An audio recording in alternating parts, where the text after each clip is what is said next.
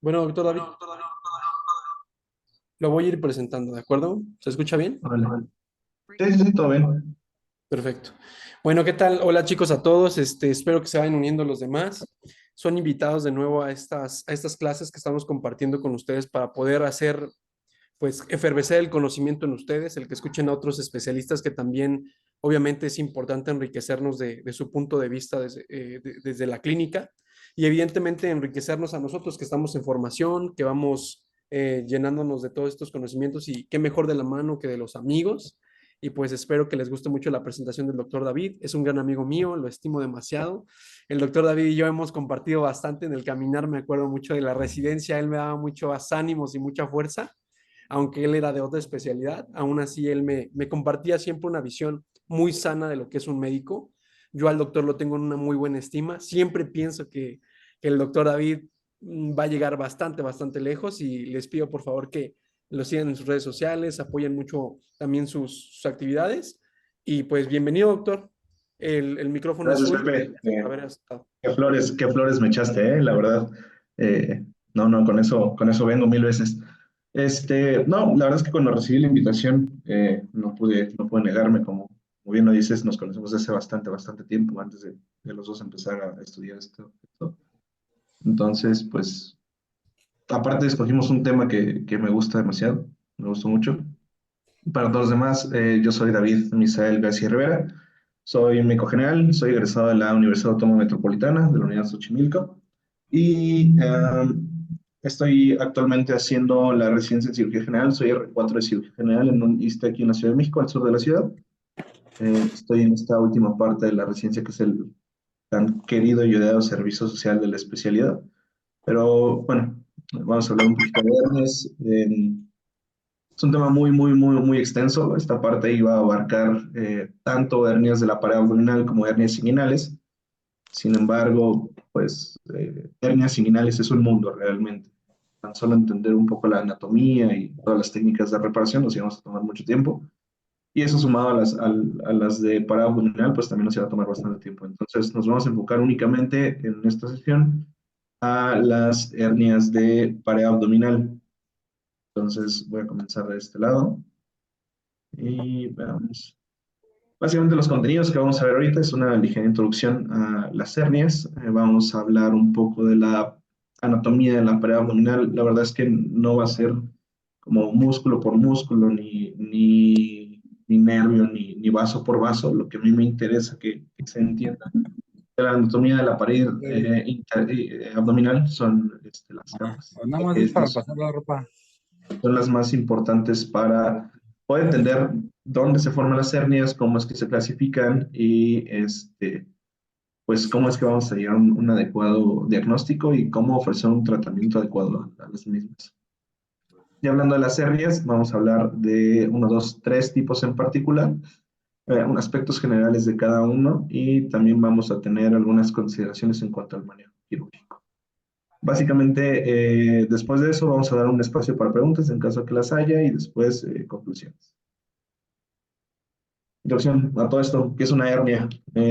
Seguramente han escuchado muchas definiciones. Esta es una que con el paso de los tiempos yo he podido ir acuñando. Una hernia, para mí, yo lo interpreto como defectos de la pared abdominal o de la región inguinal por los cuales protruye un saco y un contenido.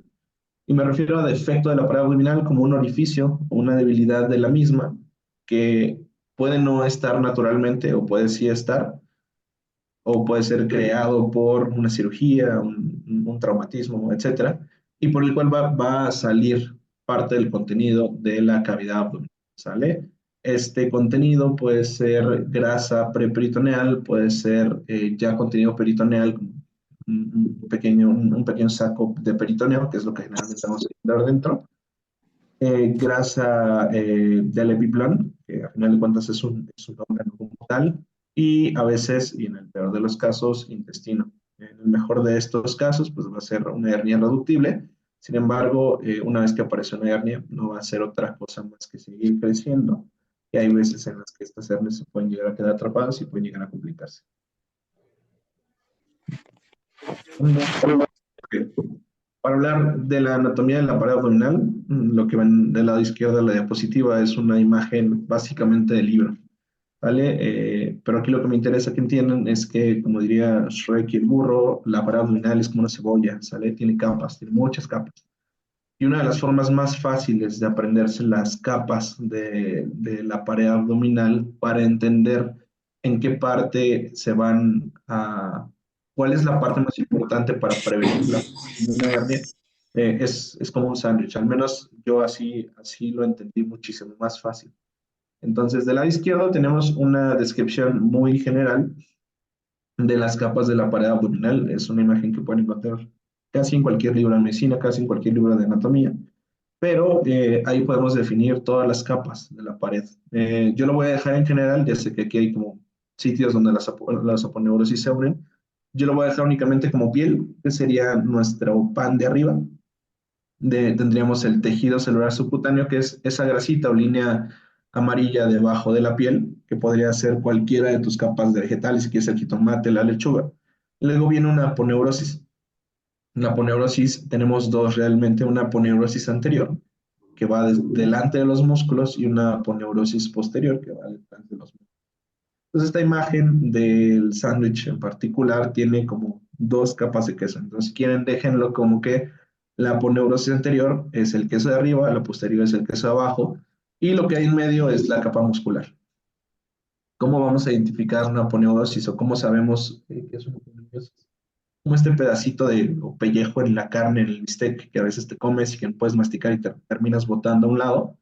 Eso es la aponeurosis, ¿vale? Es un tejido fibroso, es muy, muy resistente, y esta es la capa más importante para evitar que se hagan hernias, ¿vale?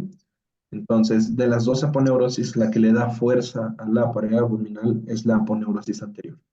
Entonces, en el caso de una cirugía, eh, depende el tipo de cirugía y el especialista que la realice, pero antes se utilizaba mucho que cerrábamos capa por capa. Cerrábamos el peritoneo, cerrábamos la aponeurosis posterior, afrontábamos los músculos, cerrábamos la aponeurosis anterior y ya. Actualmente bueno, se ha encontrado que no tiene tanta relevancia cerrar peritoneo y aponeurosis posterior porque esas capas se pueden regenerar. Sin embargo, la que sí es bien importante cerrar en todos los casos y garantizar un adecuado cierre de estas capas cuando se realiza una cirugía es la aponeurosis anterior. Como ya lo mencionamos, es la que le da la fuerza a la cavidad abdominal o a la pared. Y si no está adecuadamente cerrada, si hay algún defecto, la presión abdominal va a empujar el contenido hacia afuera. Entonces, ya después tenemos como ya mencionaba, las dos aponeurosis, anterior, la capa muscular, la posterior. Después tenemos una capa de tejido preperitoneal, que generalmente es grasita. Y al final ya tenemos el peritoneo, la capa que cubre No los tengo datos. intestinos, ¿vale? ¿Cómo se hace una hernia? Para tener un adecuado entendimiento de la hernia, yo lo siento mucho, quien no haya entendido física en la secundaria le va a sufrir un poquito para entender esto. Eh, Pueden imaginarlo como que la pared, o si la pared abdominal o todo el abdomen o el tronco es como un cilindro o un tanque de gas, si quieren. Entonces, todas las presiones de todo ese contenido se va a distribuir hacia todo el continente, hacia todos los bordes, ¿sale? Por eso me gusta verlo también como un tanque de gas en ese sentido. Entonces, aquí en esta imagen tenemos una especie de maceta o cilindro y tenemos, pues, como tal, el tracto digestivo. Entonces, si a nosotros le hacemos un agujero a esa maceta o globo o tanque de gas, como lo quieran ver, y de una u otra forma aumentamos la presión de esa parte, va a tender a buscar un sitio de salida por algún defecto, ¿sale? En el caso de nosotros hay defectos naturales, como el orificio umbilical, que no en todos los casos está abierto, pero hay gente que está abierto y por ahí empieza a protruir el contenido, y las regiones inguinales, pero no vamos a hablar de eso ahorita, ¿sale? Entonces, ¿qué necesitamos para que pueda aparecer una hernia? Defectos naturales de la pared abdominal, defectos adquiridos de la pared abdominal. Esto hace un punto débil en la pared, por el cual si hay un aumento de la presión, como viene del lado derecho, me refiero a esfuerzos físicos importantes, aumento de la presión por obesidad, algún tumor inclusive, ascitis, pues incrementa el riesgo de aparición de una hernia. y alteraciones en la cicatrización, pacientes que tienen problemas con el colágeno. Los fumadores también tienen peor cicatrización y, por ejemplo, tabaquismo en una herida muy, muy grande puede incrementar el riesgo de una hernia de incisión, ¿vale?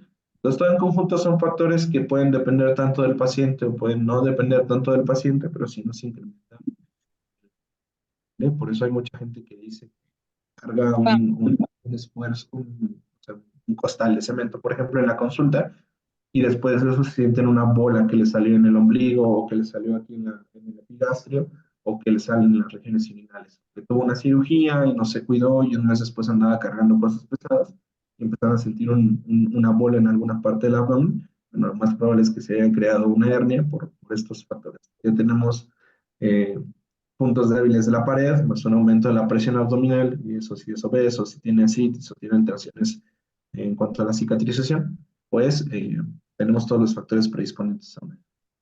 No. Ya como tal, vamos a empezar a platicar un poquito sobre las hernias de la pared abdominal. Aquí vamos a hablar sobre tres principales, que son las hernias epigástricas, que se ubican entre el ombligo y el apófisis gifoides, las umbilicales, las hernias de Spiegel y las incisionales. Va a ser todo lo que vamos a ver el día de hoy. En áreas muy básicas, en cuanto a epidemiología, un poquito, en Estados Unidos se habla de que 5 millones de personas padecen algún tipo de hernia en algún momento de su vida. La gran mayoría son hernias inguinales y esto al final de cuentas se traduce en costos para ellos, ¿vale? El manejo, bueno, tanto el diagnóstico como el tratamiento y la incapacidad temporal después de un manejo quirúrgico de hernia pues, genera un gasto aproximado de 2.5 a 3 mil millones de dólares cada año. Es en Estados Unidos. Afortunadamente aquí en México no tenemos esos datos, pero nos podemos imaginar que son cifras todavía mayores, ya que aquí hay mucha gente que pues, no se diagnostica su hernia por el dolor, por la hernia, dejan de trabajar o se complican, esas hernias complicadas terminan en restricciones intestinales, en estomas, y eso a final de cuentas pues merma la calidad de la vida de la gente y mucho peor si es gente en edad laboral. Entonces, también estos datos nos dicen más o menos que en Estados Unidos las hernias ventrales, eh, estas hernias de las que estamos hablando, es aproximadamente un tercio de todas las hernias que ellos manejan. Como habíamos mencionado, las hernias epigástricas es un defecto herniario que tiende a ser congénito. Puede ser adquirido en el caso de algunas cirugías, nada más que ya cambiaría el nombre a una hernia incisional, pero generalmente son defectos congénitos que se sitúan entre el ombligo y el apófisis gifoides, como ya hemos mencionado. Dentro de la clasificación europea de hernias, se localizan entre el M1 y M2. Como lo pueden ver en la imagen, son tal cual, son hernias pequeñas o pueden ser un poco más grandes en ese sitio, en el epigastrio. Tienen muy poca tasa de complicación realmente o no tienen tantos síntomas porque a esa altura de la pared abdominal no hay gran cantidad de intestino que pueda llegar a producir. A esa altura está el estómago, pero el estómago está fijo, está el hígado, pero el hígado pues es una glándula muy grande y en esa área, por ejemplo, podría estar únicamente una parte del lóbulo hepático izquierdo y pues no se va a salir por ahí. Lo que sí podría llegar a salir por ahí es un poco de epiplón, pero pues no en todos los casos y suelen ser reductibles. En el caso de que se lleguen a complicar, lo que puede llegar a estar ahí atorado son pues, pedazos de piplón que se llegan a isquemizar. Lo único que hay que hacer es entrar a reparar esa hernia, quitar ese epiplón pues, isquémico y hacer la reparación principal.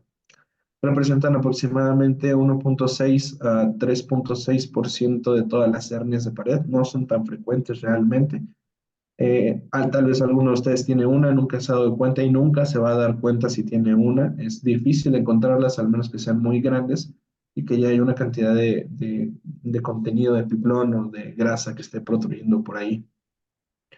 Esto, al ser un porcentaje de hernias bajo en cuanto al diagnóstico, pues representa pues, una cantidad de hernias relativamente bajas en cuanto a las intervenciones quirúrgicas que se realizan van del 0,5 al 5%, y como mencionamos, la verdad es que no suelen dar muchos síntomas, tampoco pueden generar mucho dolor.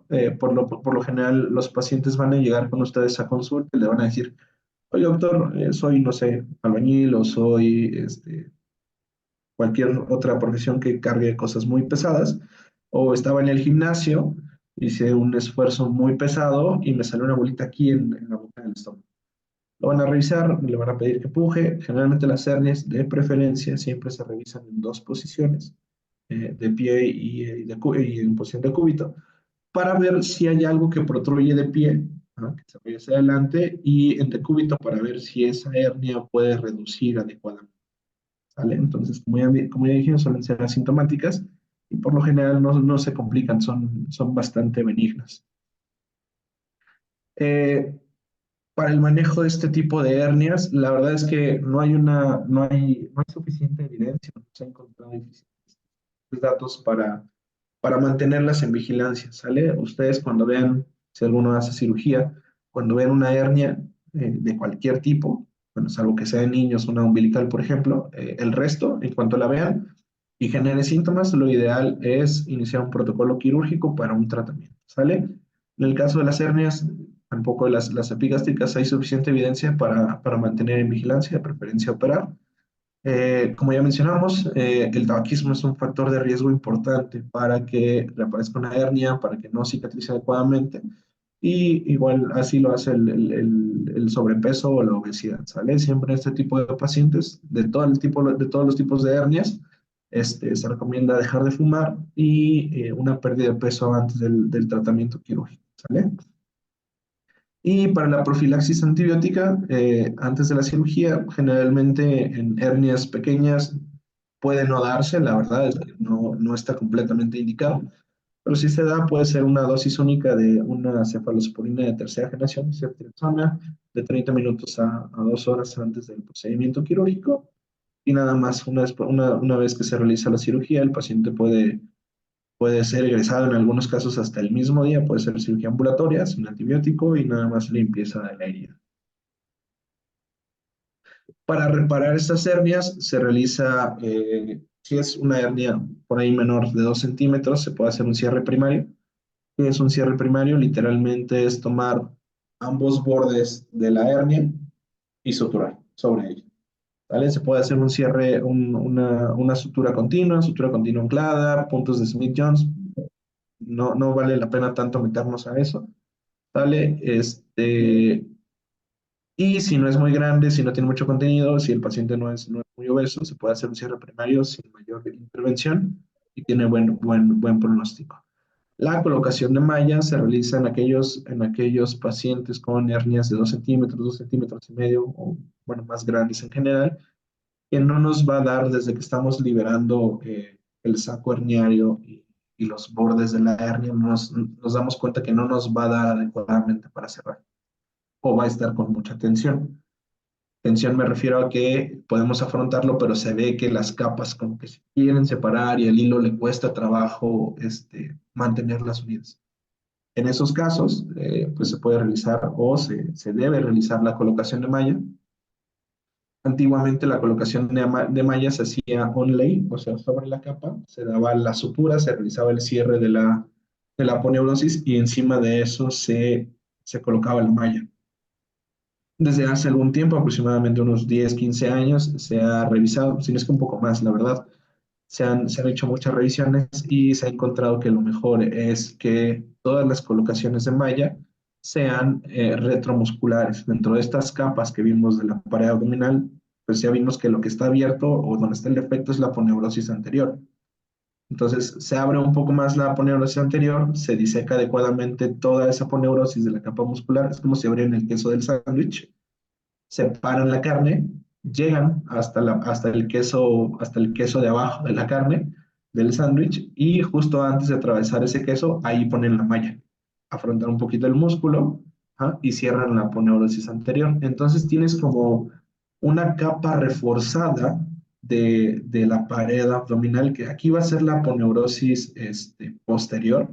Sin embargo, eso te va a dar mucho más fuerza para que la aponeurosis anterior no esté tan a tensión no sufra tanto y no le cueste tanto trabajo pues mantener esas cargas de peso. Cuando se coloca malla, aquí menciono un dato muy importante que es un overlap de 3 centímetros en hernias de 1 a 4 centímetros. ¿A qué se refiere el overlap? Es como la cantidad de aponeurosis que vamos a disecar. Digamos que este es mi defecto herniario. No lo voy a disecar nada más aquí, voy a disecar, a dejar la malla aquí en el borde. Tengo que separar los tejidos, el tejido celular subcutáneo o donde vaya a colocar la malla, unos 3 centímetros al menos, porque la malla se contrae y esta puede ser una contracción de hasta 30% en un año. Entonces, siempre es importante dejar un poquito más de malla para que teniendo en cuenta esta contracción no se vaya a quedar al borde y esto no nos vaya a favorecer que en caso de un esfuerzo o cualquier otra situación vaya a recurrir la hernia. ¿Y qué pasa con la laparoscopía en las hernias epigástricas? La verdad es que no es tan usada. La verdad es que para este tipo de hernias, si son pequeñas, en general para las hernias pequeñas, eh, como las epigástricas y las umbilicales, pues el abordaje abierto es rápido, es sencillo, no tiene tantas comorbilidades y evitas invadir de más al paciente, ¿sale? Entonces, la laparoscopía aquí, al menos que sean hernias muy grandes, ajá, cuando tienen riesgo incrementado de infección de sitio quirúrgico, que crees que te va a recurrir pronto esa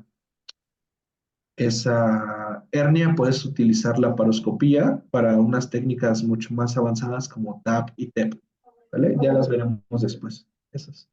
Pero pues en general la paroscopía aquí no utilizamos. Para el siguiente tipo de hernia, que son las hernias umbilicales, la mayoría de estas son hernias adquiridas. Si bien ya mencionamos que pues, el orificio umbilical puede abrirse, puede estar abierto, no en todos los casos va a protruir contenido de la cavidad hacia acá afuera, pero sí hay muchos casos en los que esto es muy, muy común en gente que va al gimnasio, que está empezando a hacer pesas y tiene una debilidad justo ahí en el orificio umbilical y están haciendo cualquier ejercicio de pecho, cualquier ejercicio de brazo, de hombro, y abdominales inclusive, y de repente les empieza a doler el ombligo.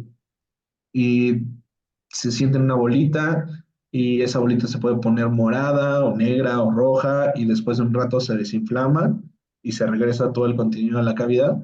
Bueno, pues ya, felicidades, se ganaron una hernia umbilical y se ganaron su cirugía. Son hernias pequeñas, son hernias que sí tienen una mayor tasa de complicación. La verdad es que sí se complican un poco más, sobre todo cuando son hernias entre 1 y 4 centímetros, porque no solo pasa ya epiplón, ahí ya puede pasar un poco de intestino. Y si pasa el epiplón con el intestino, eh, pues sí se puede llegar a quedar encarcerado ese saco herniario. Puede empezar a faltarle irrigación sanguínea tanto al intestino como al epiplón y es cuando empiezan los síntomas. Entonces, bueno, como ya dijimos, son adquiridas. Esta, en general, de todas las hernias, abarcan de 23 al 50% de todas las hernias de la pared o ventrales. Es mucho más frecuente en mujeres en muchos casos que en los hombres. En los hombres es más por esfuerzos físicos. En mujeres por situaciones como el embarazo son mucho más comunes porque hay algo ahí externo. Quién sabe qué será que incrementa la presión intraabdominal, pero sí son mucho más comunes. Es sarcasmo. Eh, Se clasifican por tamaño, también los puedes clasificar por la clasificación europea de hernias. Hay 1.000 y un clasificaciones para este tipo de hernias. La verdad es que siempre hay que usar la que uno entienda o la que utilizan en tu sede, en tu hospital. Y pues la recurrencia con la reparación primaria es baja. La verdad es que eh, no recurren tanto, al menos que el paciente no tenga los cuidados adecuados. Si se coloca malla, pues va como de un 0,5 hasta un 3 4 o hasta el 5%. La verdad es que son bajas las recurrencias con una adecuada reparación de ellas. Más adelante vamos a ver una serie de imágenes, pero ahorita nada más quiero mencionar. En este punto aquí, por ejemplo, la anterior es la que está en la flecha con la letra A. Esas serían, incluso en el número 2. En todo ese espacio serían hernias epigástricas. Las umbilicales aparecerían en el punto B o en cualquiera de los bordes del ombligo. Realmente pueden ser supraumbilicales, infraumbilicales, paraumbilicales, ya sea derecha o izquierda. El abordaje va a ser exactamente el mismo, ¿sale? Hernia que aparece, hernia que vamos a operar. Eso no se lo olviden. En cuanto a la reparación, la verdad es que hay también muchísimas técnicas para reparar una hernia umbilical. Hay técnicas con tensión, que son las que nada más se utilizan en el punto y no se colocan malla. Hay técnicas sin tensión, que son en estas que se colocan eh, este, en mallas. Va a acabar la sesión. Bueno, ahorita nos conectamos otra vez. Ah, creo que ya se desconectó. Pepe, Perdón, amigo, mande. desconectó, me apareció con un mensaje de que se iba a desconectar. No, no, no, No. seguimos, seguimos. Ok, perfecto. Este, Nada más déjame dar bien. un aviso. Ahorita, chicos, si van teniendo alguna duda, por favor, vayan poniendo en el grupo del chat. Y ya saben, puede tomar el screenshot en cualquier momento de la presentación y etiquetan al doctor y me etiquetan a mí, ¿vale? Cuídense. Seguimos.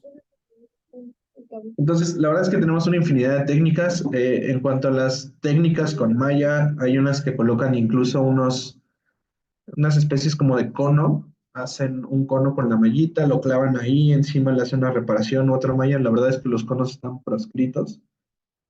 Salvo las hernias femorales, por lo general no dejamos conos ya en las hernias, porque dañan el peritoneo, se pueden adherir al intestino, eso puede crear fístulas y nos dan, bueno, adherencias, fístulas nos dan más problemas que beneficios los conos.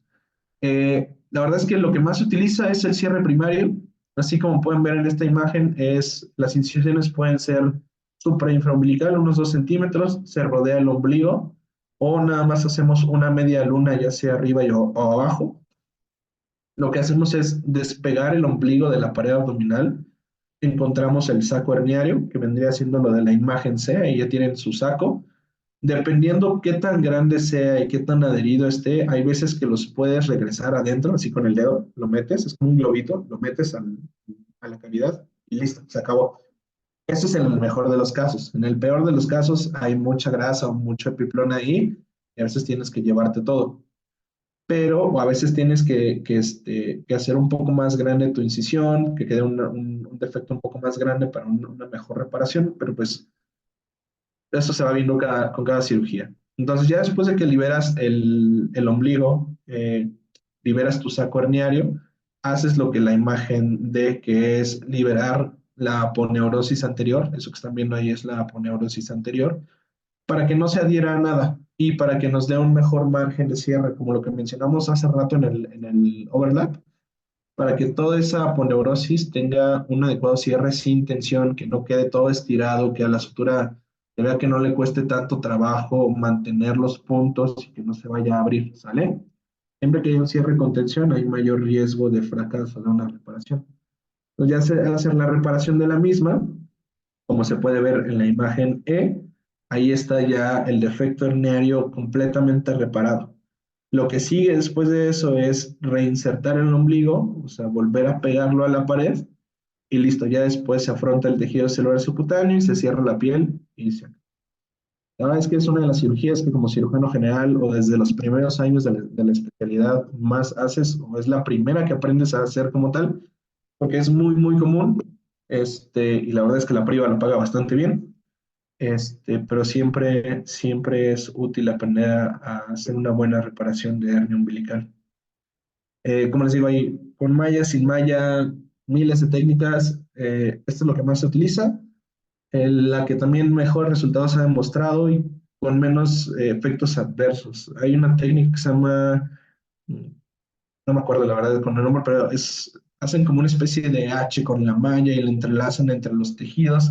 Pero al final de cuentas, esas otras lesiones entre la aponeurosis y aunque lo suturan a la malla, pues siempre son puntos de debilidad. ¿Es la, Además ¿Es la de- Schuldeis, amigo? No. no, ese es para hernia inguinal. Ok. Creo que es Celdran, si no me equivoco, pero la verdad es que mientras más perfores la aponeurosis, más riesgo de recurrencia. Y aparte, pues tienes una malla, entonces la malla siempre va a tener riesgo de rechazo, infección, etcétera, si no se tienen los cuidados adecuados. La verdad es que te digo, el cierre primario es lo que más se utiliza en las hernias umbilicales. Hay veces en las que, igual que en las epigástricas, tienes que colocar malla cuando son muy grandes. Y la verdad es que ya depende de cada cirujano. En mi sede tratamos de poner todo retromuscular porque tiene menos riesgo de rechazo a la malla, de recidiva. Entonces, aquí, por ejemplo, en la imagen de debajo de la tijera, ahí va la malla, ¿sale? Ahí va la malla, ahí se deja fijada la malla, se dan unos puntos a la aponeurosis posterior, ya después la cerramos como la imagen E, y listo, como si nada hubiera pasado, pero ahí tiene su malla de refuerzo. Y hay algunos otros que realizan el cierre primario, como en la imagen E, y arriba de eso colocan la malla, y la malla también va fijada en la aponeurosis anterior, unos puntos cardinales, nada más, como si fueran norte, sur, este, oeste, y se acabó. La verdad es que depende mucho el gusto. A mí no me gusta tanto una malla onlay o supraponeurótica. Siento que pueden generar más rechazo, tienen más riesgo de infección de la malla. Pero bueno, ya depende de cada quien, pero se puede hacer cualquiera de las dos reparaciones. Las siguientes son las hernias de Spiegel. Esta como tal no va a atravesar una parte anterior ni una posterior de la aponeurosis. No va a haber ahí en medio una capa muscular. Y sobre todo para la clínica, la verdad es que es más difícil diagnosticarla.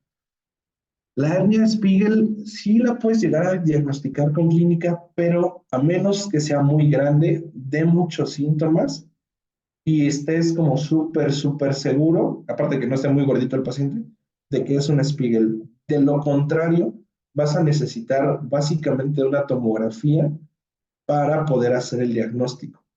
La cuestión con las hernias de Spiegel, que son en esta imagen de la derecha, las que vienen en la flechita del número 3, es que es una zona de debilidad natural de la pared. ¿Por qué? Si se dan cuenta, en el centro tenemos la línea alba, que ahí es donde aparecen las hernias o la diástasis abdominal, que es donde se unen las capas de la aponeurosis de la vaina de los rectos. Los rectos son la línea café y la línea verde, bueno, la línea muscular café y la línea muscular verde. Entre cada una tenemos unas pequeñas capas de unión de fibras de aponeurosis. Y a los lados tenemos una gran línea que va casi del borde costal hasta abajo, que se une con el ligamento inguinal. Déjenme ver si puedo. Ahí. Tenemos una apuntadora acá. Creo que sí. Entonces, la línea Spiegel es esta. Sigue todo este trayecto. Esta es la línea Spiegel. Aquí abajo se transforma en la zona conjunta. ¿Vale? Esta es muy importante para las hernias inguinales. Y este aquí abajo es el ligamento inguinal. ¿Sale? Entonces, las líneas Spiegel salen en este punto en particular porque aquí lo único que pasan son aponeurosis, ¿sale? Fibras y fibras y fibras y fibras y fibras de tejido aponeurótico y a final de cuentas no va a tener tanta fuerza como una aponeurosis posterior, una capa muscular y una aponeurosis anterior, ¿sale? Entonces, por aquí por aquí se crean las hernias de Spiegel. Y otro punto importante es que las hernias de Spiegel no van a salir como las otras porque suelen meterse dentro de las mismas capas. Vamos a ver si lo puedo explicar mejor. Entonces, todos ven este juego de cartitas para la fiesta que tengo acá, ¿no? Ok. Entonces, digamos que esta es mi aponeurosis anterior, esta es mi aponeurosis posterior y aquí está el peritoneo, ¿sale? Entonces, mi hernia de Spiegel no va a atravesar así, ¿sale? Mi hernia de Spiegel va a atravesar aquí y aquí se va a meter. Entonces, podemos sentir todo esto abultado por afuera, pero no vamos a sentir cómo protruye, ¿sale? Entonces es un poco más difícil el diagnóstico. Los vamos a llegar y los vamos a sentir así todos abultados, pero no vas a sentir un efecto como tal. Entonces, cuando estos pacientes llegan con la hernia de Spiegel complicada, es un poquito más difícil porque si le abres acá, puede que ese no sea el sitio del defecto y te tienes que extender un poco más. Para estas, la verdad es que la laparoscopía sí es un poco mejor. Me estoy adelantando mucho. Como ya dijimos, descubren por un sitio en particular, que es esta debilidad de la pared en este sitio de unión de las fibras de aponeurosis. Rara vez llegan a tejido celular subcutáneo, como mencionamos, porque se quedan atoradas dentro de las aponeurosis. ¿Sale? Por esto mismo, el saco herniario es intramural dentro de la pared abdominal o se van un poco hacia lateral y no protruye. ¿Sale? Y este dolor, como aquí lo dice, no es en el recto directamente, sino puede ser a un lado y ahí es donde vamos a sentir el abultamiento del saco. Son comunes que llegan encarceradas, por esto que digo que se quedan atrapadas y no es tan fácil poder reducirlas de una forma efectiva porque no tenemos un sitio exacto por el cual esté protruyendo y hacia cuál vamos a querer regresar la hernia. ¿Sale? Entonces es mucho más difícil. Esta sí dependemos de la clínica y mucho de la imagen para ver dónde es el sitio exacto. Si lo hacemos con una reparación abierta, la verdad es que un cierre primario es efectivo. Sí, sí, sí lo es. Tenemos que entrar un poquito de lado. A veces se puede también hacer una incisión por línea media. Cuando llegamos a la aponeurosis anterior, la abrimos y nos vamos de ladito desplazando el músculo recto hasta llegar a este sitio. Regresamos lo que haya, cerramos y listo. ¿Vale? Pero la verdad es que en estos casos la laparoscopía es muy útil. ¿Por qué? Porque tenemos chance de ver todo desde adentro, ver el sitio exacto por el cual está protruyendo el intestino o el epiplón, se jala con las pinzas laparoscópicas y ahí en el sitio de la hernia lo que hacemos es despegar el peritoneo por adentro. Esto se llama transabdominal preperitoneal, una técnica TAP. Despegamos todo el peritoneo y ahí podemos o no cerrar el defecto, la verdad, se cierra el defecto o no, y ponemos una malla. Esa malla va fijada ahí, se cubre con el peritoneo y listo. Es todo. Ahí se acabó el procedimiento. La verdad es que esta sí, sí se ve mucho más beneficiada de la laparoscopía que las dos anteriores. Y pues nada más, si hay algún tipo de isquemia del intestino o del epiplón, lo ideal es resecarlo y si es del intestino, pues hacer una resección anastomosis, depende del estado clínico del paciente, pero sí, sí, sí se puede. Y estas últimas son, a mi gusto, mis favoritas porque necesitas conocer bien todas las técnicas previas de reparación o todas las que vamos a hablar ahorita para, para poder llevar a cabo una buena reparación de una hernia. A mí me gusta ver las reparaciones de hernias como, es como ser un sastre, ¿saben? Tú, por ejemplo, para mí, yo soy un sujeto grande, entonces no me puedes dar un saco chiquito porque me voy a ver todo mal envuelto como un tamal. Entonces, algo así pasa con las hernias. Entonces, para un tipo de hernia específico tienes que escoger una técnica y materiales específicos para que al final de cuentas sea lo mejor para el paciente. Las hernias incisionales tienen todos los factores predisponentes que vimos hace ratito para la formación de una hernia, ¿sale? Son hernias que salen después de una cirugía, por lo general después de la parotomías, por lo general todavía más, eh, es aún más frecuente en laparotomías urgentes, pacientes que estuvieron con abdomen abierto, con infección de sitio quirúrgico o con una dehiscencia de herida quirúrgica o de aponeurosis, que posteriormente se convirtió en una hernia, ¿sale? Y se pudo reparar, pero pues igual tiene mucho riesgo. Entonces tenemos el antecedente de una herida quirúrgica. Pacientes muy obesos, con ascitis, que fuman, nunca han dejado de fumar, tienen un mayor riesgo incrementado. Pacientes que tuvieron infecciones abdominales tienen un riesgo incrementado. ¿Vale? Entonces, es como el peor de los escenarios de una hernia, que se junta todo lo malo. Bueno, ahí la tenemos en las hernias incisionales. Tenemos una incidencia muy variable, y depende mucho, puede desde un 2 al 20%, depende de algunos artículos, de un 10 al 15%. Hay algunas series que dicen que puede llegar hasta un 30%, pero sí depende mucho de muchos factores, de los que ya mencionamos, del país inclusive, de la zona del país. Aquí, por ejemplo, en nuestro país, digo, no tengo los datos, la verdad, pero podría decir fácilmente que es mucho más frecuente que este tipo de hernias se den en zonas en las que no se tienen materiales adecuados para un cierre un buen cierre de la pared abdominal, pacientes con traumatismos, por ejemplo, en zonas donde hay mucha violencia, hay mucha herida de bala, muchos apuñalados, sí, sí incrementa mucho el riesgo, ¿sale? Y ya sobreviven después de todo lo que les pasó, quedan con esto. Utilizamos esta que es la clasificación europea, la había mencionado, pero no la había explicado hace ratito. Toma tres parámetros importantes esta clasificación: la ubicación, el tamaño y si tiene o no recidivas, ¿sale? Para la ubicación utilizamos dos letras, la letra M y la letra L, como pueden ver ahí en la imagen, ¿sale? Entonces, para la letra M se habla básicamente de la línea media, por eso es M. Entonces tenemos una M1, que son 3 centímetros por debajo de la apófisis gifoides, ese es M1. De esos 3 centímetros hasta 3 centímetros arriba del ombligo, ese es M2. Si se dan cuenta, en todo ese espacio podemos fácilmente ubicar a las hernias epigástricas, ¿vale? Ya estamos aterrizando cosas que vimos anteriormente. Las hernias umbilicales son tanto 3 centímetros arriba del ombligo como 3 centímetros abajo, hernias umbilicales. Bien, ¿no? Y debajo de esto, con 3 centímetros debajo del ombligo y hasta 3 centímetros arriba del pubis, es una M4. Aquí y en la M5 es frecuente que salgan por laparotomías bajas, cirugías urgentes, por ejemplo, una apendicitis que entraron por línea media, una paciente a la que se le hizo histerectomía, también pueden aquí salir las hernias. En las M3, hernias umbilicales recidivantes, ahorita vamos a ver unas imágenes, y pues ya, básicamente, de la letra M. De la letra L nos hablan de la lateralidad, ¿sale?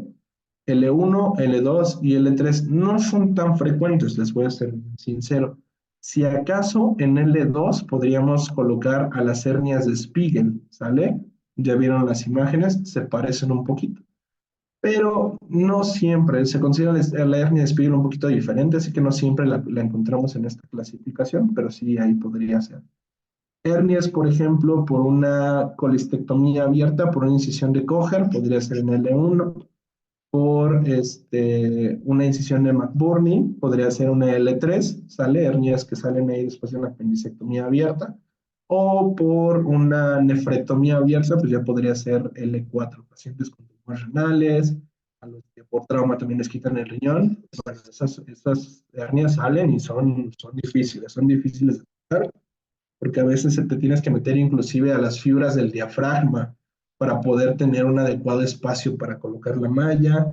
A veces no se tiene un adecuado sitio para poner o para fijar las mallas y terminas haciendo una especie de sándwich de malla retromuscular, el músculo, tu reparación de la aponeurosis y luego una malla supraponeurótica, ahí un sándwich medio extraño, pero a final de cuentas estas son difíciles, sí son hernias que necesitan una adecuada reparación. Responden muy bien y se tratan muy bien con robot, la verdad. Como ya dijimos, hay factores de riesgo, comorbilidades, como diabetes, hipertensión, obesidad, pacientes en mayor riesgo de tener infecciones de sitio quirúrgico, presentar dehiscencia de la herida, deficiencias del colágeno, factores, todo aquello que intervenga con el tejido conectivo, dijimos de la obesidad. En cuanto a los técnicos, la infección del sitio quirúrgico, perdón, un cierre deficiente de la aponeurosis, esto es un punto muy importante. Hasta hace unos años se daban algo que llamamos bocados grandes o large bites. Entonces se cerraba la aponeurosis y no se tenía mucho cuidado y agarrábamos lo que fuera, ¿no? Desde hace como 10 años se utiliza bueno, no hace como, sí, como 10 años más o menos, los small bytes, que son puntos particulares que son continuos, pero deben tener una diferencia entre cada uno de ellos de 5 milímetros, no muy alejados del borde de la aponeurosis, no más allá de 5 milímetros, para poder disminuir el riesgo de una dehiscencia adherida y una hernia incisional. Sin embargo, cuando salió el estudio Stitch, que es los small bites, únicamente se estudió en laparotomías programadas, entonces no tenían muchos de estos factores de riesgo para que hubiera una hernia incisional. Se dio el seguimiento, como todo en la ciencia, y actualmente se siguen usando los small bites, pero hay otra técnica que se llama RTL, eh, es como con una línea de tensión de refuerzo que está demostrando que tiene, uy, ¿quién le rayó ahí? Que tiene una mayor resistencia a las hernias incisionales y que tiene mejor pronóstico para ellas. Esta acá es una paciente que operamos ahí en el hospital. Es una paciente con hernia incisional, una paciente que 12 años antes, bueno, tiene antecedentes de 2 cesáreas, es diabética, es hipertensa, obviamente, pues como pueden ver, es obesa. Tiene antecedentes de 2 cesáreas. Después de la primera cesárea dice que sintió una bolita ahí por el ombligo. Si pueden ver el ombligo me avisan porque yo nunca lo volví a encontrar. Este, Se sintió una bolita por el ombligo, se fue a tratar, más bien no se trató, y en su segunda cesárea se supone que le hicieron una reparación de una hernia umbilical. Hicieron la cesárea, salió el bebé, todo muy bien, y después se volvió a sentir la bolita y ya nunca se la trató. Nos llegó a nosotros con datos de irritación peritoneal, una hernia complicada.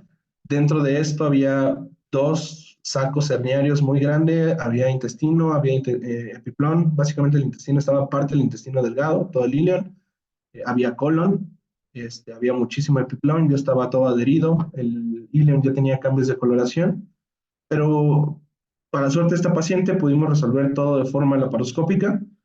Sí, fue una hernia muy, muy complicada, nos tardamos 4 horas. De hecho, llevamos el caso a la Sociedad Americana de Cirugía Endoscópica y Gastrointestinal, SAGES. Lo vamos a presentar en un mes, en abril, en Cleveland, Ohio. Y pues le fue muy bien. La verdad es que en el seguimiento le fue muy bien. Para este caso hicimos una técnica que se llama IPOM. Para estas hernias, además de las reparaciones que vamos a ver más adelante, se puede utilizar Botox o algo llamado neumoperitoneo preoperatorio progresivo, pero pues en ella, como era una hernia urgente, pues no pudimos utilizar nada de eso. No pudimos cerrar el defecto herniario, como que es lo que estamos hablando todas las hernias pasadas y todas las situaciones pasadas, que es lo ideal, pero hicimos una técnica que se llama IPOM. Entonces, en el IPOM lo que haces es colocar una malla especial que tiene un recubrimiento que evita que los intestinos se peguen a la malla, no crea tantas adherencias, por eso creemos, este, y se puede quedar ahí descubierta. Entonces, dejamos una IPOM, todo ese globo que quedó al final de la hernia se resecó y le quedó una herida como de, a lo mucho, 10 centímetros. Y pues nada más, la verdad es que le fue súper bien y está muy feliz. No hay al momento complicaciones de la hernia, pero pues son cosas que te vas encontrando. Esta acá es una hernia umbilical recidivante, ya también estaba complicada. A esta paciente le han hecho ya 2 reparaciones de la hernia umbilical, no tuvo un adecuado cuidado y bueno, ahí recidivó. Y ya con ella lo que sí se tuvo que hacer fue una resección de intestino y una anastomosis porque ya todo ese intestino no estaba viable, no se puede dejar ahí. Entonces se resecó, se reconectó y a esto se le hizo una reparación de ripstopa, que es una malla retromuscular, ¿sale? Y un cierre con small bites. Entonces, la verdad es que le fue bastante bien, nada más que sí tuvo un tiempo de estancia prolongado por la recesión, que nos costó un poquito ahí de trabajo que jalara bien. Y esta acá también es una paciente con histerectomía, digo, de pie no se ve tanto, pero acostada ya está pujando, pueden ver que se ve casi casi un globo en esta parte de acá. Ajá, acá se ve como un globo y aquí tenemos, este es el ombligo. Entonces, aquí tenemos toda la línea de sutura, hasta acá, hasta acá viene el pubis y aquí viene una cicatriz extra que tiene acá la paciente. Entonces, con ella sí utilizamos Botox y neumoperitoneo para poder reparar esta hernia. La verdad es que también le fue bastante bien, pero sí son cirugías largas, son muy bonitas, pero muy, muy largas y complejas. Y esta acá, esta foto no es mía, esta lo saqué de Facebook.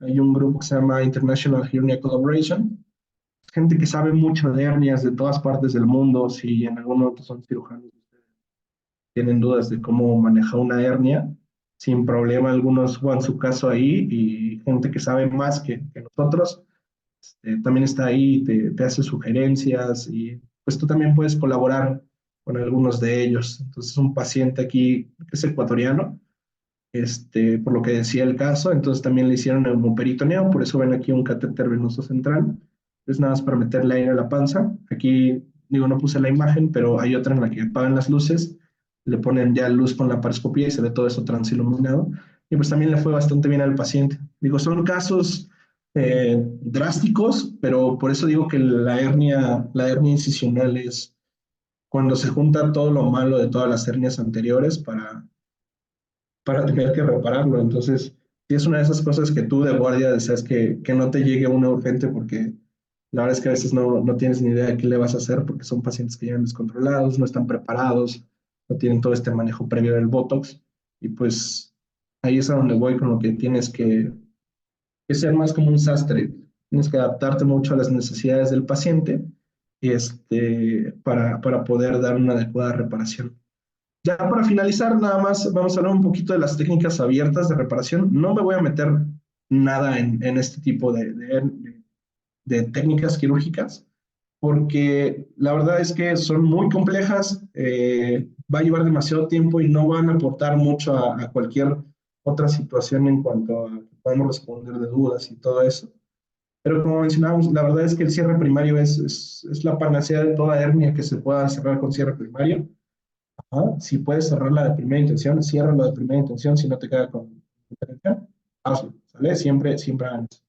En los 60 surgió la plastía Rivstopa, tiene un colaborador que dejaron de utilizar, pero la plastía Rivstopa es una plastía con una malla retromuscular, se deja la malla entre la capa muscular y la aponeurosis posterior, se deja ahí la malla pues, en toda la extensión de la hernia y con un overlap de aproximadamente 10 centímetros. Y ya con eso se garantiza un adecuado cierre, tanto de la aponeurosis posterior como de la anterior.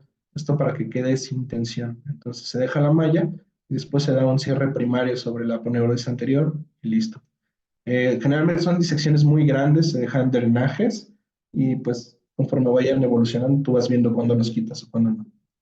La liberación anterior de componentes es una cirugía que se realiza eh, antes se realizaba con dos incisiones, una cerca del pubis y una cerca del reborde costal, y trataban de liberar toda esa parte de las uniones aponeuróticas que habíamos visto acá. Básicamente trataban de liberar aquí por donde estoy pasando el puntero para que toda la aponeurosis anterior tuviera más chance de regresar a la línea media al momento del cierre y no quedaran con tanta tensión. Hay muchísimas modificaciones. Esta la creó un cirujano, no me equivoco, es puertorriqueño, colombiano. Este, hay muchísimas variaciones y se dejó de utilizar porque daba muchas complicaciones en cuanto a seromas, infecciones de sitio quirúrgico y recidivas.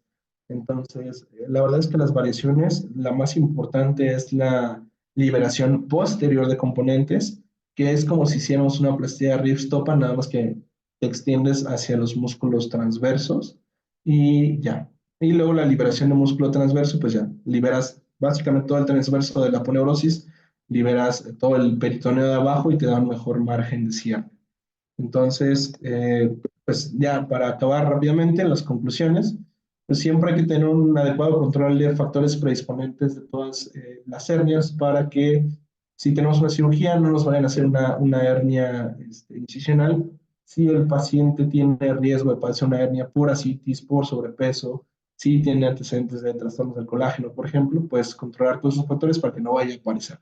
¿Sale? Una adecuada exploración física y un adecuado estudio de gabinete. En muchos casos, la verdad es que la tomografía no deja lugar a dudas. ¿Sale? Hay veces que en el ultrasonido, por ejemplo, en las hernias inguinales es muy frecuente, que te dice hay hernia, tú entras a ver y no hay hernia. ¿Sale?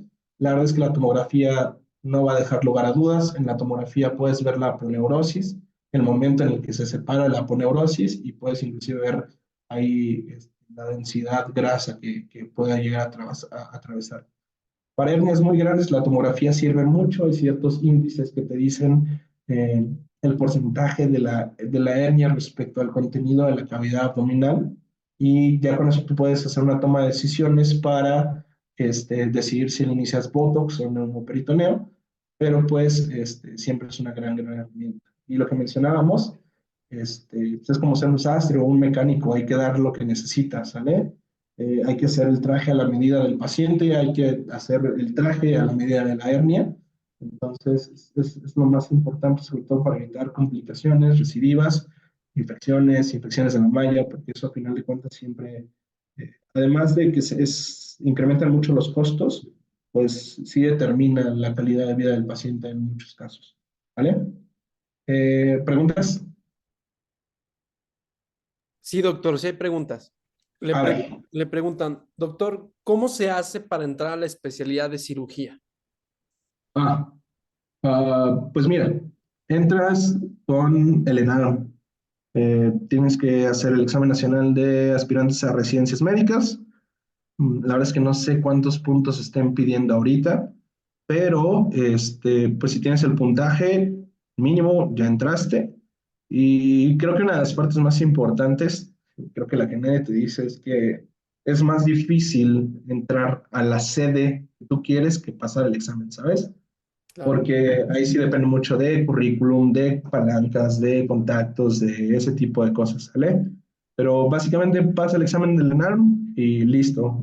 Puedes estudiar por tu cuenta, puedes hacer cursos, puedes no hacer nada y también pasar, pero básicamente pasas el ENARM y ya tienes tu lugar. Le preguntan, ¿hay algún curso que usted recomiende? Híjole, te voy a ser bien sincero, a todos ustedes también. Yo me quedé al tercer intento. Ok. En el primer intento, la verdad es que lo hice como para probar el examen. No, me quedé como a un punto o dos. En el segundo intento pagué un curso. La verdad es que a mí me fue muy bien con el curso. Yo siento que como médico yo mejoré con el curso. Este, sí me abrió el panorama de muchas enfermedades, muchos abordajes, pero no me quedé. Y curiosamente el año en el que estaba estudiando a como podía, trabajando, estaba dedicándome como a otras cosas, me estaba dedicando mucho a mí también, fue el año en el que me quedé. Entonces, un curso no va a determinar si te quedas o no. O sea, que muchos dicen que sí. Eh, la verdad es que a mí el web, el de nutrición, me gustó mucho. Yo sentí que sí marcó una diferencia entre el David García antes del curso como médico y el después del curso. Sí te abre mucho el panorama, pero pues ahora sí que el que te guste, el que entiendas, el que te alcance, porque eso es bien importante, porque hay unos que son carísimos, tú solo esfuérzate. La verdad es que hay gente que nada más estudia el Predumed, creo que se llama, que es como un examen en la computadora, y con eso se queda. Hay gente que paga 3 cursos y se queda, hay gente que no paga ninguna de esas y se queda. Depende mucho. A mí me gustó el PUEP. Si tú me preguntas, yo te diría, si puedes pagar el PUEP y quieres pagar un curso, haga ese, ¿vale? Pero, por ejemplo, mi novia, que es oftalmóloga y acabó la alta especialidad, ella utilizó el INP y también le fue muy bien. Ella se quedó en el año que lo intentó, pero sí depende mucho de ti, de tu estilo de estudio y todo eso. Pero a mí el PUEP me gustó bastante. De acuerdo. Doc, le preguntan, doctor, si un paciente después de tener una hernia umbilical y haber sido tratado con cirugía, presenta dolor en la zona de operación, inclusive años después de la misma, ¿es posible que pueda desarrollar otra hernia? Ah, es la justo estaba viendo, ya abrí el panel del chat. Ujú. Fíjate, es una muy buena pregunta. Hay pacientes que quedan con dolor, ¿sale? Hay pacientes que la reparación pudo haber tomado algún nervio muy pequeño o pudo haber quedado mucho atención, se pudo haber quedado un granuloma o algo similar, pueden quedar con un poco de dolor aún años después de la cirugía. Sin embargo, también es probable que si hay dolor es porque tal vez se soltó la sutura y puede haber una hernia incisional ahí, ¿vale? Entonces, pues nada, que una buena revisión y si lo necesitan un estudio de imagen, pues puedan resolver, ¿sale? Sí habría que checar ese asunto. Sí, puede haber una recidiva. Si no te ha sentido nada o no se ha sentido nada del paciente, es porque tal vez sea muy pequeña o solo sea una secuela, ¿sale? Si hay pacientes que quedan con algo de dolor por bastante tiempo. Lo usual es que desaparezca después de 4 a 6 meses, pues hay algunos que duran mucho más tiempo. Le preguntan, doctor, ¿es recomendable quitar o tratar una hernia si mide muy poco, por ejemplo, 1 centímetro? Y después, y después, ¿qué se recomienda hacer para que para que esto no sea más grave? Esa también es una muy buena pregunta. Este tipo de hernias, por ejemplo, cuando son muy pequeñas, como esa de 1 centímetro, aquí lo que te va a hacer la diferencia si vas a decidir tratar o no tratar es si tiene o no síntomas. Si el paciente tiene una hernia de 1 centímetro y al hacer esfuerzo le duele, hay que operar, ¿sale? Hay que operar y hay que operar, no hay más, ¿vale? Porque como ya mencionamos, cuando hay una hernia, lo único que va a hacer es seguir creciendo, ¿vale? Y afortunadamente, si no tiene síntomas, pues puede no operarse, pero igual hay que tenerla en cuenta, ¿sale? En algún momento puede llegar a generar síntomas y puede llegar a protruir algo por ahí. De acuerdo. ¿Y qué se recomienda hacer para que no se agrave? El control de todos los factores de riesgo que habíamos mencionado, ¿sale? Ya hay un punto de debilidad ahí a través de la pared abdominal. Si es hepatópata, tener un adecuado control de la hepatopatía para la citis. Si es fumador, pues que no fume para evitar el tabaquismo, efectos de la cicatrización. Todo eso que mencionamos de control de factores de riesgo es lo que hay que hacer, ¿sale? Evitar esfuerzos pesados, no te puedo decir evitar tumores dentro del abdomen, porque no se puede, pero todos aquellos factores que tú puedes evitar, como cargar cosas pesadas y ese tipo de cosas, pues sí te ayudan, ¿sale? Las fajas, la verdad es que no sirven tanto, ¿sale? Inclusive después de una cirugía, se recomiendan un tiempo y un tiempo nada más, y depende del tipo de hernia y el tipo de cirugía que se realizó. Pero el chiste de que la faja sea solamente un tiempo es que la pared abdominal recupere la fuerza, ¿sale?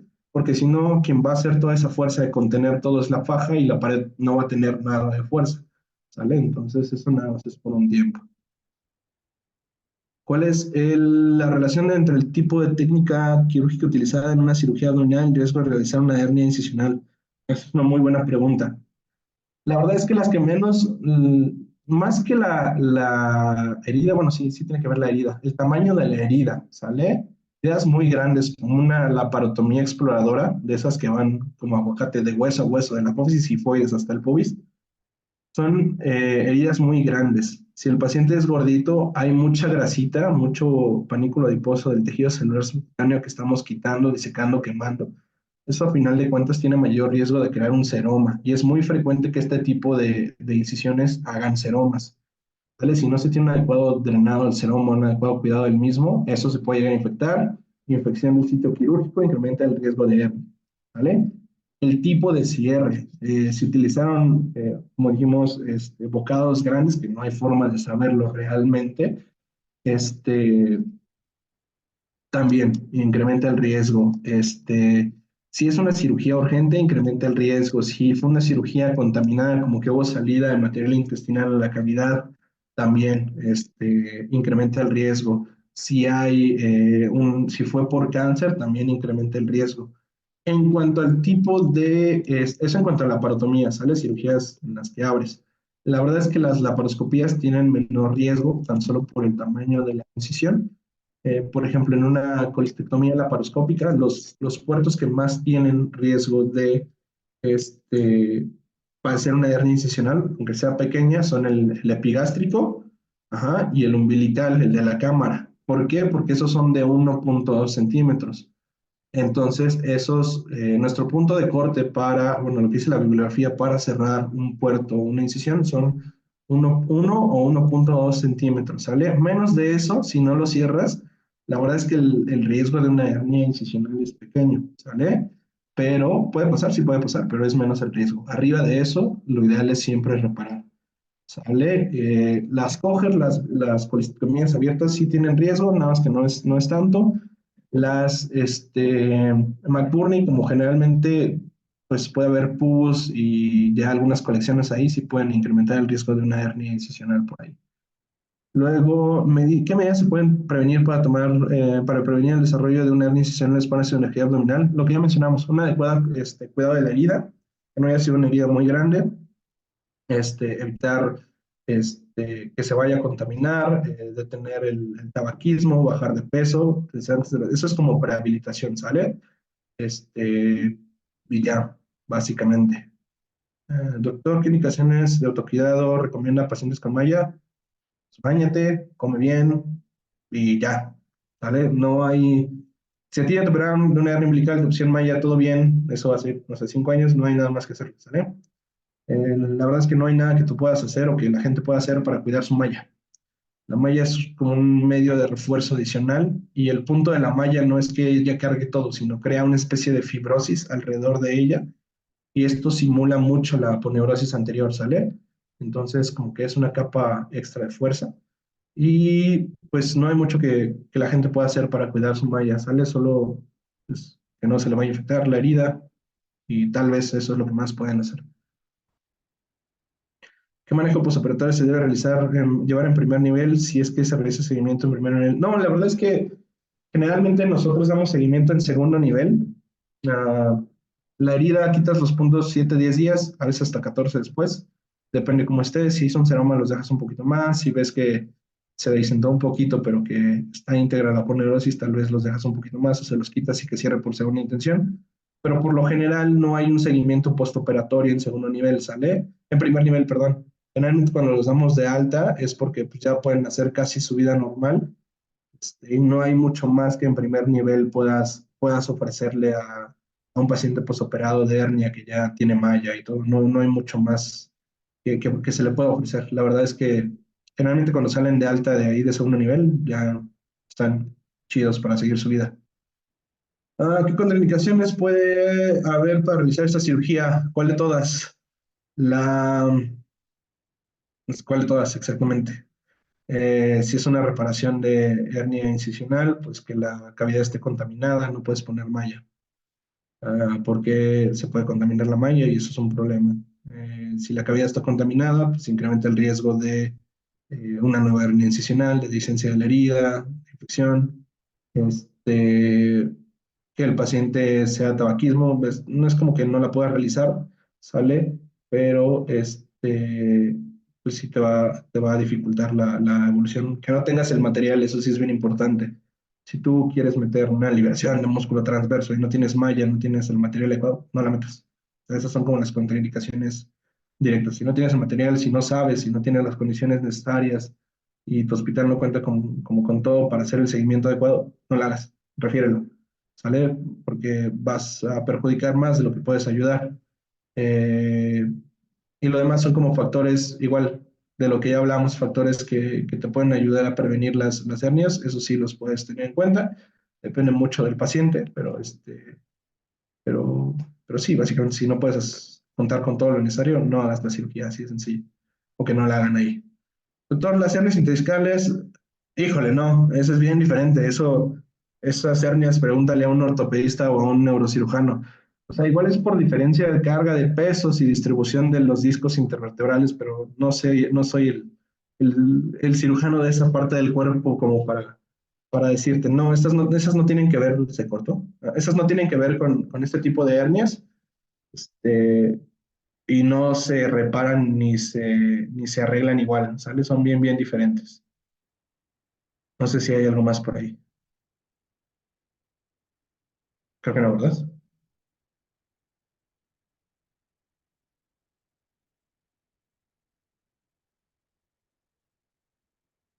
Doc, le preguntan por el privado, ¿cuál ha sido lo mejor y lo que menos le ha gustado de la residencia de cirugía? Ha sido lo mejor la residencia, y que ha sido lo peor la residencia. Sí, Este, no, la verdad es que es complicado, ¿sabes? Es justo como lo que platicábamos, Pepe.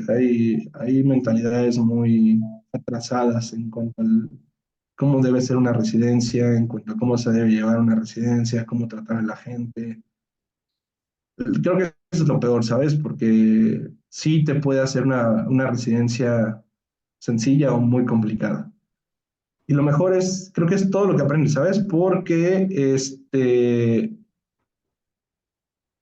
a final de cuentas ah, tienes que rebasar los propios límites que tú pudiste haberte puesto, que tú creías que tenías para lograr algo más, ¿sabes? Entonces siempre es como estar eh, superando un poquito tus propias barreras Y creo que es lo mejor, porque de pronto te das cuenta que ya puedes hacer una cosa, que puedes hacer otra cosa, que sabes hacer esto, que sabes hacer lo otro.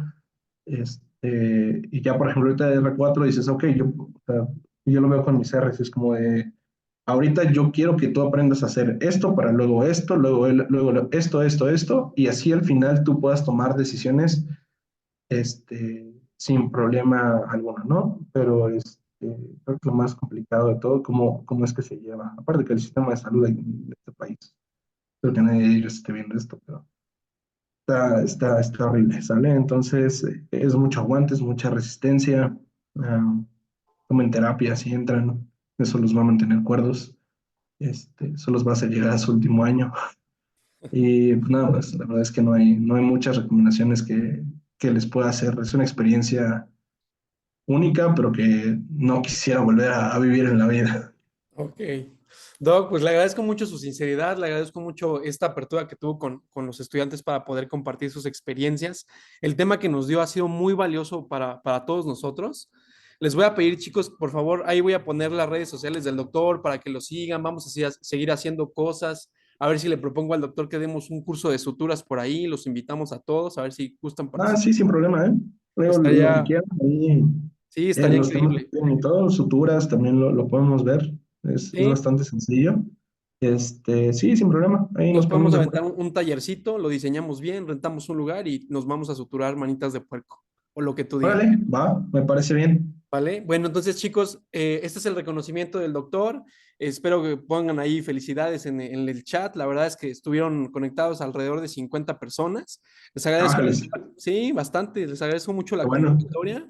Y Doc, pues esperemos tenerlo aquí por lo menos una vez cada 2 meses o una vez cada mes. Nos gustaría Ahí, bastante. ahí cuando quieras, Pepe, la verdad es que ya en el juego todo es más fácil. Perfecto, Sin Doc. problema. Y los temas que quieran, ahí los vemos, no pasa nada. Perfecto, Doc. Entonces, ¿cómo lo encontramos en Instagram? Ah, sí, me das chance de regresar al Zoom. Sí, dele, dele. Pantalla, la última,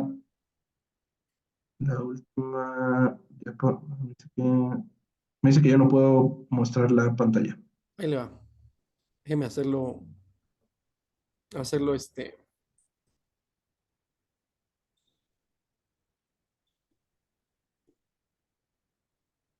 anfitrión. Ahí está.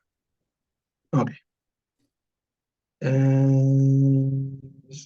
Ok, sí. Y no, está.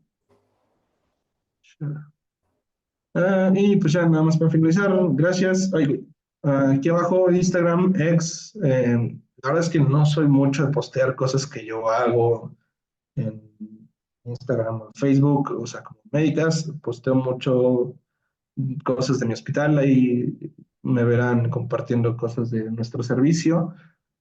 En Twitter, ahí también comparto mucho como de hernias, de vía biliar, cosas por el estilo. Gente importante que pone cosas ahí me verán compartirlo. Cualquier duda, cualquier pregunta que tengan ahí con toda confianza, con todo gusto. Están libros, bibliografía, artículos.